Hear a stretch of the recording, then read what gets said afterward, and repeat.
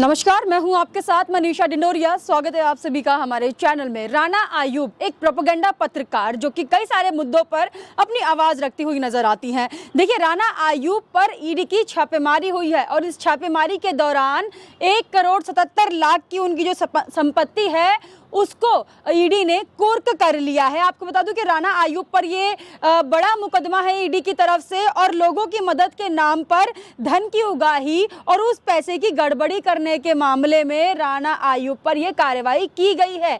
1,77,00,000 की जो उनकी संपत्ति है उसको जब्त कर लिया है ईडी ने। बड़ा मामला ये सामने आ रहा है, बड़ा खुलासा है पत्रकार राणा आयुब पर ये जो हुआ है, क्योंकि राणा आयुब कई सारे मसलों में जो है विवादित बयान देती हुई नजर आती रही है। हमेशा देश विरोधी गतिविधियों में या फिर देश के खिलाफ कई सारे बयान जो है राणा आयुब के हमने देखे हैं। अब राणा आयुब पर एक बड़ा आरोप यहां पर लगा है कि उसने आम जनता के साथ धोखाधड़ी की है। राणा आयुब ने ऐसे कई सारी अपनी संगठन बनाए थे जिसके तहत वो लोगों के लिए चंदा इकट्ठा कर रही थी। उनका ये कहना था कि जरूरतमंद लोगों की मदद करने के लिए वो चंदा इकट्ठा कर रही है, और ये जो चंदा उनको आ रहा था वो विदेशों से भी आ रहा था, और बड़े बड़े सेलिब्रिटीज जो हैं राणा आयुब को चंदा देते थे। तो उसी चंदे का जो पैसा है राणा आयुब ने अपने पर्सनल यूज के लिए इस्तेमाल किया। राणा आयुब ने उसी पैसे को अपनी बहन और अपने पिताजी के अकाउंट में ट्रांसफर किया, और अपनी निजी जरूरतों को पूरा करने के लिए उस चंदे के पैसों को राणा आयुब ने इस्तेमाल किया।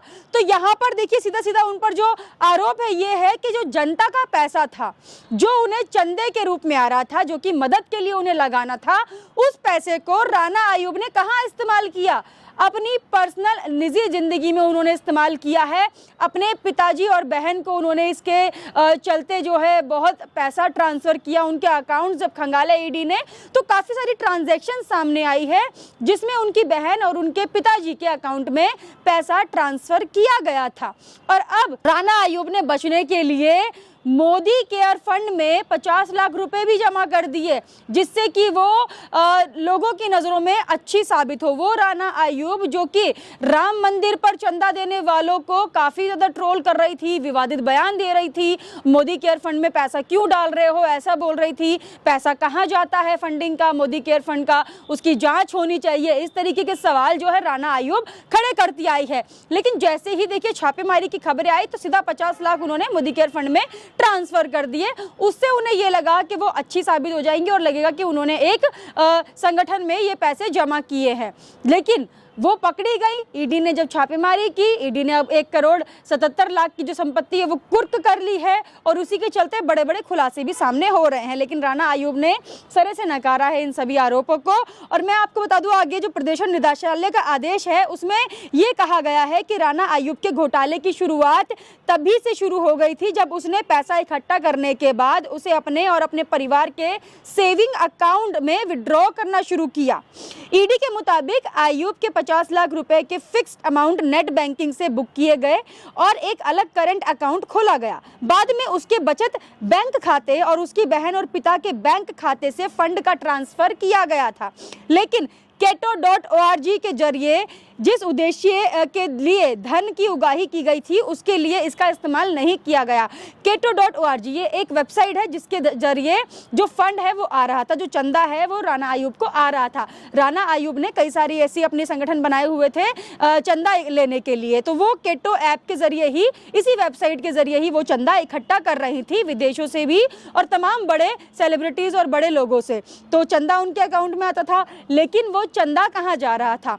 यहाँ पर जो खुलासा हुआ है वो ये हुआ है कि जिस चंदे का इस्तेमाल उन्हें लोगों की जरूरत पूरा करने के लिए करना था, उस चंदे का इस्तेमाल जो है लोगों की जरूरत में ना लगाकर उन्होंने अपने निजी और घरेलू चीजों में लगाया है, अपनी फैमिली को आगे करने के लिए लगाया है, उनके अकाउंट में ट्रांसफर किया है। एजेंसी ने अपने आदेश में राणा आयुब द्वारा जुटाए गए फंड और उसके दुरुपयोग को अपराध की आय करार दिया और कहा कि इसके अधिग्रहण, कब्जे, उपयोग और फिर इसे साफ सुथरी संपत्ति संपत्ति के तौर पर पेश किया है। लेकिन फिर भी ये मनी लॉन्ड्रिंग एक्ट 2002 की धारा 3 के तहत परिभाषित मनी लॉन्ड्रिंग की धारा 4 के अंतर्गत ये एक दंडनीय अपराध है। देखिए सीधा सीधा राणा आयूब ने क्या करने की कोशिश की, अपराध की आय में ये आता है और इस फंड को उसने सीधे तौर पर साफ दिखाने की कोशिश भी की कि साफ सुथरी संपत्ति है और इसमें कोई भी गड़बड़ नहीं है या फिर घोटाला नहीं है।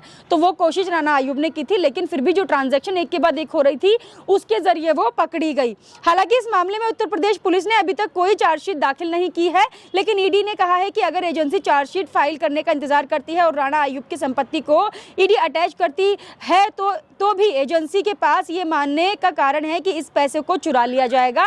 ऐसे में बाद में इसे अटैच कर पाना असंभव होगा। तो अभी अगर अटैच नहीं किया गया है तो बाद में इस जो ये पैसे हैं जो ये घोटाले के उससे आए हैं तो ये गायब भी किए जा सकते हैं। साथ ही मैं आपको बता दूं जिन सेलिब्रिटीज़ का मैं नाम यहाँ पर लेना चाहूँगी जिनकी तरफ से उन्हें चंदा आ रहा था, उनके जो संगठन उन्होंने बनाए थे लोगों की मदद करने के लिए, आलिया भट्ट और उनकी माँ ने भी देखिए इसमें चंदा दिया था।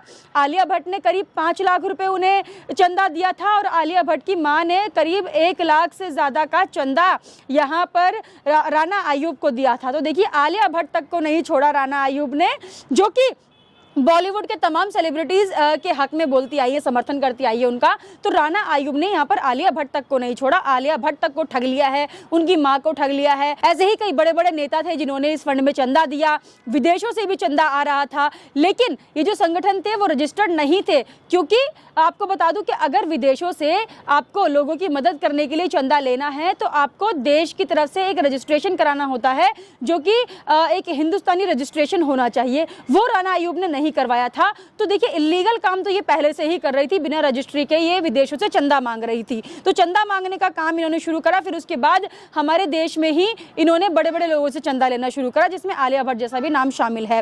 अब मैं आपको बता दूं कि ये जो प्रोपेगेंडा पत्रकार है राणा आयूब, उसके खिलाफ इंदिरापुरम पुलिस स्टेशन में 7 दिसंबर 2021 को आईपीसी की धारा 403, 406, 418, 420, आईटी अधिनियम की धारा 86 डी और मनी लॉन्ड्रिंग एक्ट 2002 की धारा 4 के तहत प्राथमिकी की दर्ज की गई थी।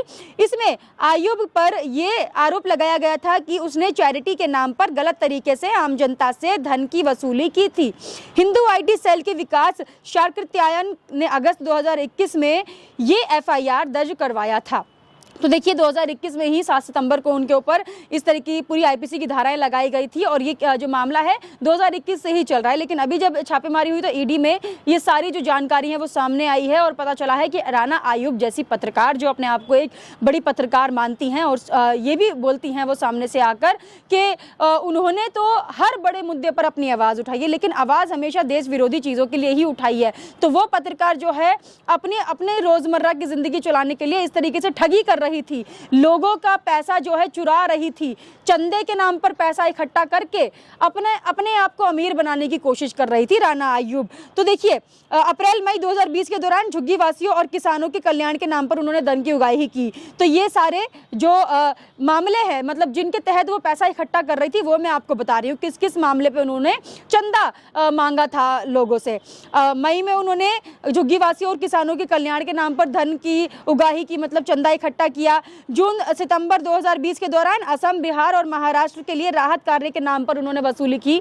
तो महाराष्ट्र, असम और बिहार में जिस तरीके से राहत कार्य चल रहा था तो उसमें भी उन्होंने चंदा इकट्ठा किया।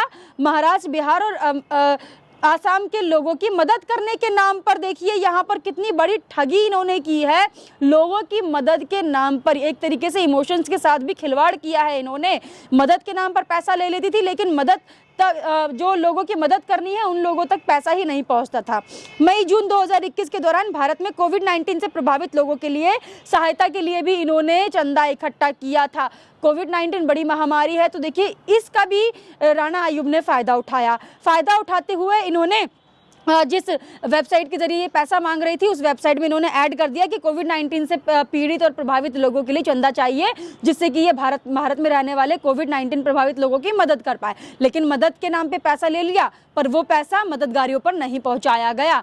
तो ये बड़ा मामला यहाँ पर है और बड़ा खुलासा ये ईडी की तरफ से हुआ है। ये तीनों कैंपेन जो हैं, तीनों कैंपेन जो चलाए जा रहे थे वो धनराशि इकट्ठा करने के लिए चलाए जा रहे थे। तो एक एक करके ये चंदा मांग रही थी इन तीनों कैंपेन के जरिए और एक वेबसाइट के जरिए, जो मैंने आपको बताई कैटो के नाम से जो वेबसाइट ये चला रही थी। अपने पहले अभियान कोरोना पीड़ितों की मदद के लिए राणा आयूब ने 82,55,899 रुपए का फंड इकट्ठा किया था, जिसमें से उसने 79,63,640 रुपए निकाले थे। तो देखिए 82 लाख आया, उसमें से उसने 89 जो है निकाल लिया।